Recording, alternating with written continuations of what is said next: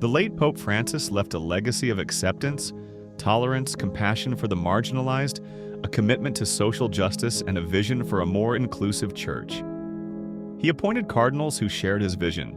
Thus, after Pope Francis's death, the cardinals would elect a new pope who would embrace the same qualities of acceptance and tolerance and would be revered by more than 1 billion souls. Of course, to elect such an important person, the cardinals must be extremely careful not to poison their judgment. So, they would withdraw into the hallowed chambers of the Sistine Chapel, shielded from the world, untouched by influence, forming the purest judgment to choose the next beacon of morality.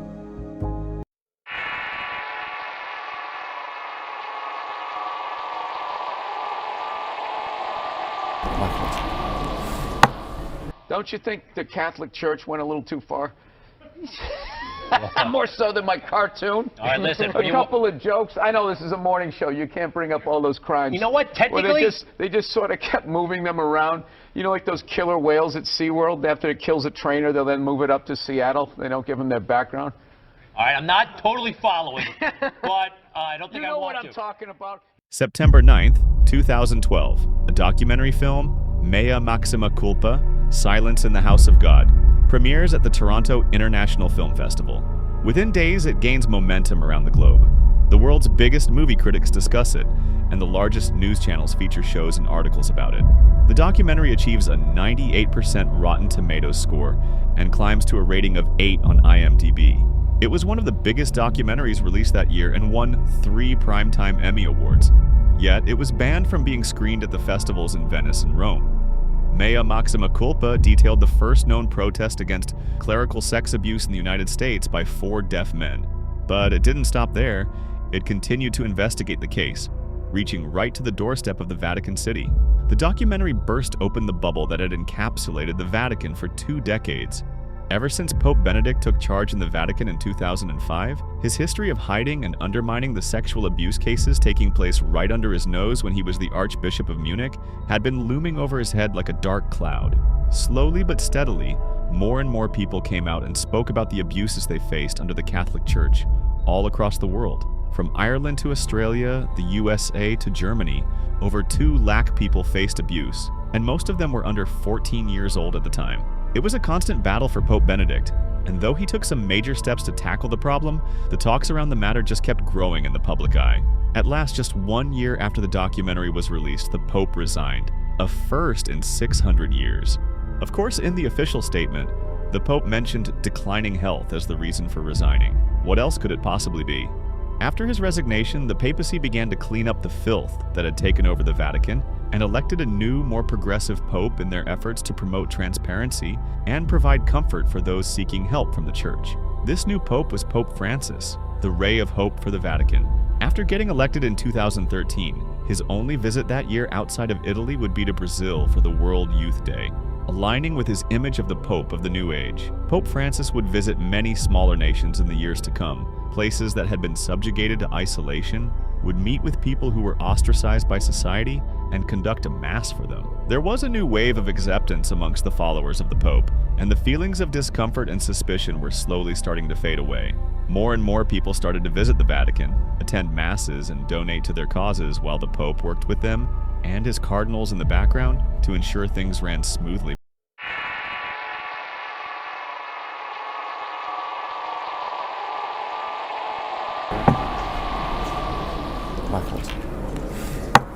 An organization that influences the lives of billions of people, geopolitics, the perception of the world's biggest religion, culture, the ever-changing fabric of morality, and billions of dollars in assets. You must be naive to think an organization like that isn't corrupted to its core. Sexual abuse cases are on the front line to see for people to mock because they don't matter. Because acknowledging those cases can be used as a showpiece of transparency.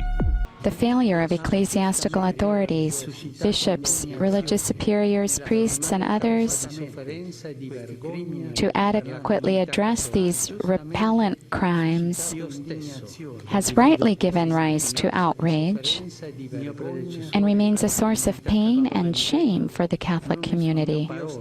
While other more important things can be hidden behind the curtains, things that are more important than humans and their sense of self-worth, things like money, power, influence, As a first, the Pope's office for its own survival had to shake hands with the fascist Mussolini, for he granted them the small Vatican City in 1929 as their own sovereign nation to govern. But the papacy didn't stop there. They made a deal with Hitler where the German Catholic bishops were forced to swear their loyalty to the Reich, which boosted Hitler's popularity.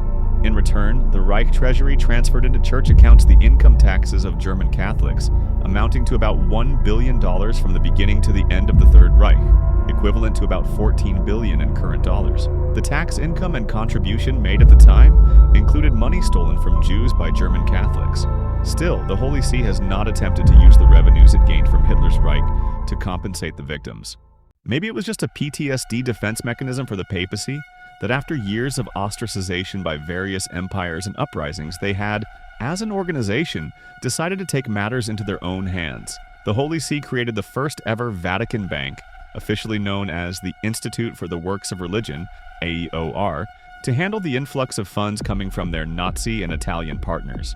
Once the Third Reich ended, the Vatican operated rat lines, helping fascists subject to prosecution for war crimes flee the Allied dragnet. In many cases, the escapees paid for the assistance.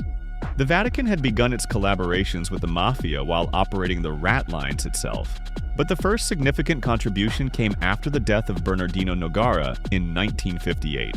Nogara was the first head of the Vatican Bank, and his death left the Vatican Bank with inadequate guidance. Coupled with the rising threats of stripping the Italian Church of its tax privileges in the late 1960s, it seems that the papacy sought the assistance of an Italian banker, Michele Sindona. Sindona was known as a shark in financial circles, and for good reason.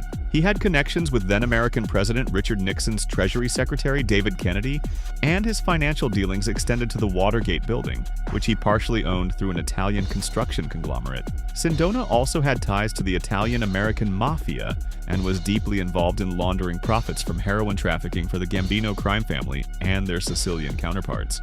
Michele was the one who suggested that Pope Paul VI appoint Bishop Paul Marcinkus of Chicago as the president of the Vatican Bank 1OR. Sindona met Marcinkus as a member of Propaganda Due P2, a secret Masonic lodge in Italy that operated as a shadow government, influencing politics, finance, and intelligence. Paul Marcinkus did not know about banking and was there as a subordinate to Sindona. Over the years, Sindona became the most significant financial partner for the Vatican. He acquired 1/3 of the shares of Generale Immobiliare from the Vatican Bank and also partnered with the Vatican in the Fina Bank of Geneva. Additionally, he acquired another property from the Vatican, a company known as Codot d'Acqua, which supplied Rome with water. These were just a few of the numerous collaborations the Vatican had with Sindona, and by using the Vatican like an offshore bank, protected by its own secretive laws as a sovereign state, Sindona funneled millions of dollars from his various criminal ventures. However, time devours all things, and Sindona's carefully created financial empire had to meet its end. Sindona divested the IOR of its extensive Italian holdings in favor of international investments to evade taxes upon the church, severely damaging the Italian economy. One of those international investments Sindona made was in Franklin Bank of New York. He had acquired the bank in the early 1970s, using funds from his European banking empire and engaged in high-risk Ponzi schemes of shuffling money between banks to cover losses rather than generate profit. All of this worked well until it didn't. Franklin National Bank lost $63 million in the first 5 months of 1974, leading to its failure on October 8, 1974, the largest bank collapse in U.S. history at the time. Sindona was convicted of bank fraud and sentenced to 25 years in prison. Of course, the Vatican denied any wrongdoing, exclaiming that they had been kept in the dark. At the same time, Sindona was quoted as saying, "They are afraid I could reveal some very delicate information that they don't want divulged." While in protective solitary confinement in Italy's maximum security prison, Sindona partook of a cup of coffee and then came into the view of guards exclaiming, "They have poisoned me," before collapsing into a quickly lethal coma. His body was contaminated with cyanide and he died shortly after. Now that Sindona was gone, the Vatican was looking for someone else to fill his boots. At the same time, Paul Marcinkus, the man who became the head of the Vatican Bank upon Sindona's persuasion, was still actively involved in the Vatican's connection to an Italian bank, Banco Ambrosiano.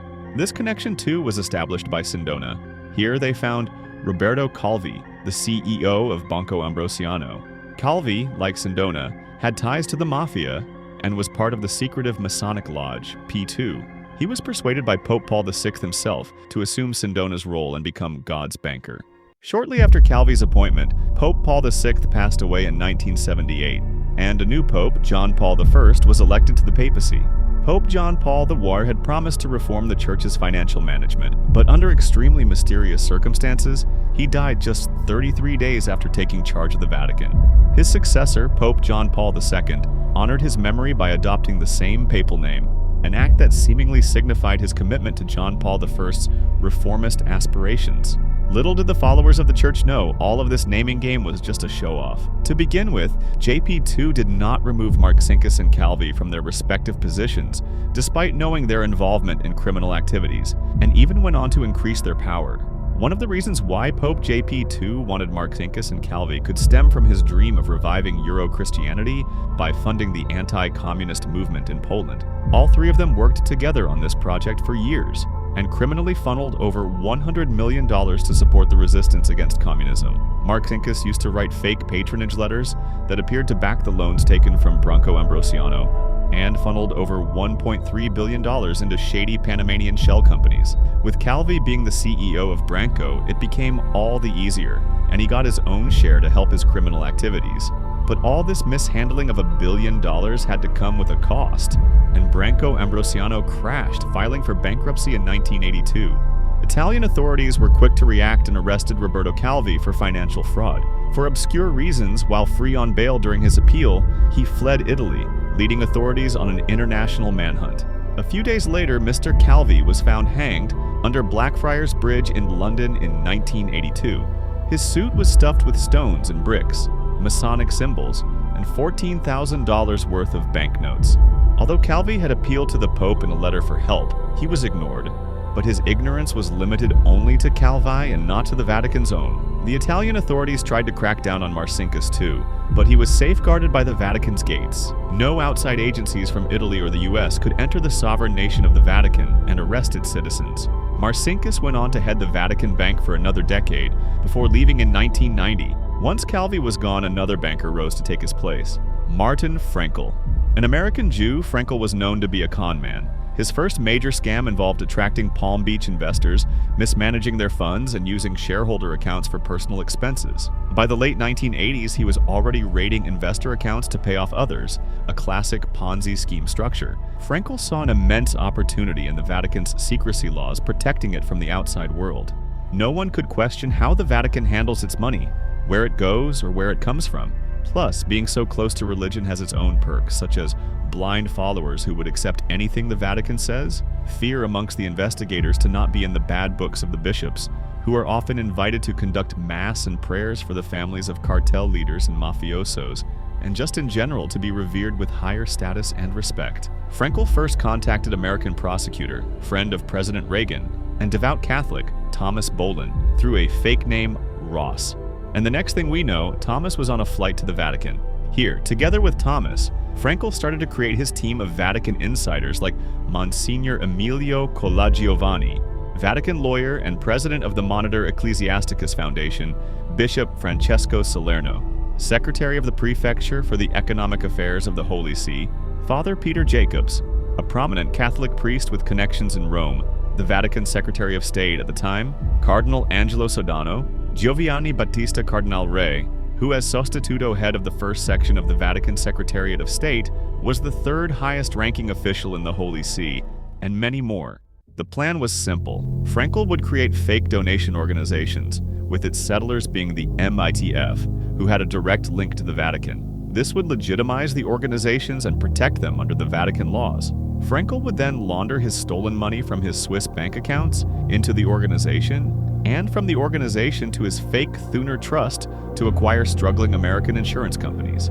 No one would question where his money came from, since the Vatican approved his source with the help of top-level cardinals and bishops.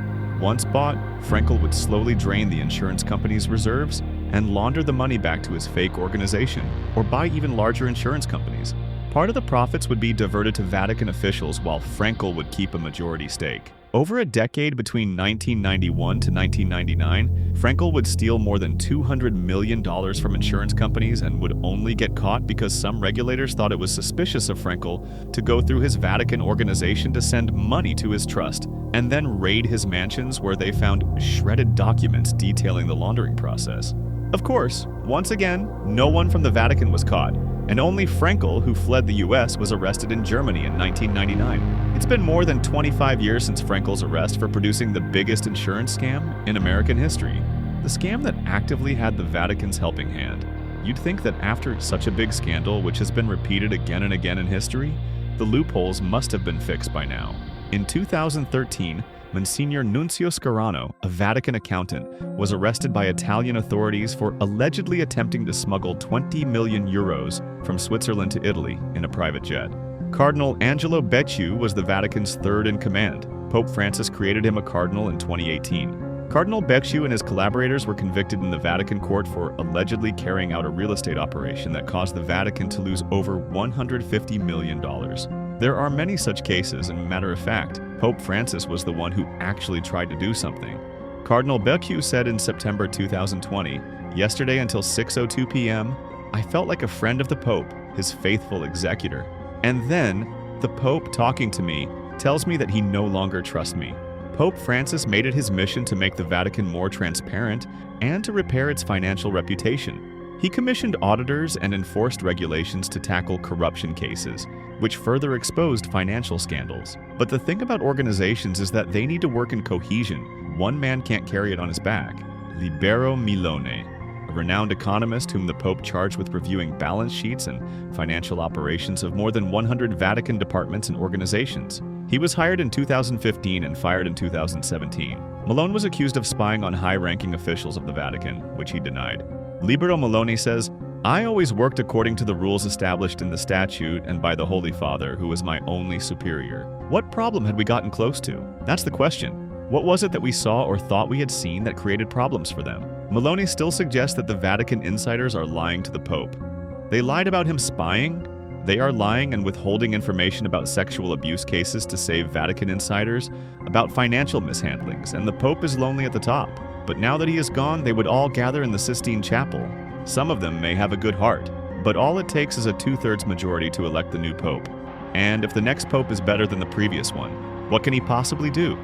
Because amateurs seek the sun and get burned. Power stays in the shadows.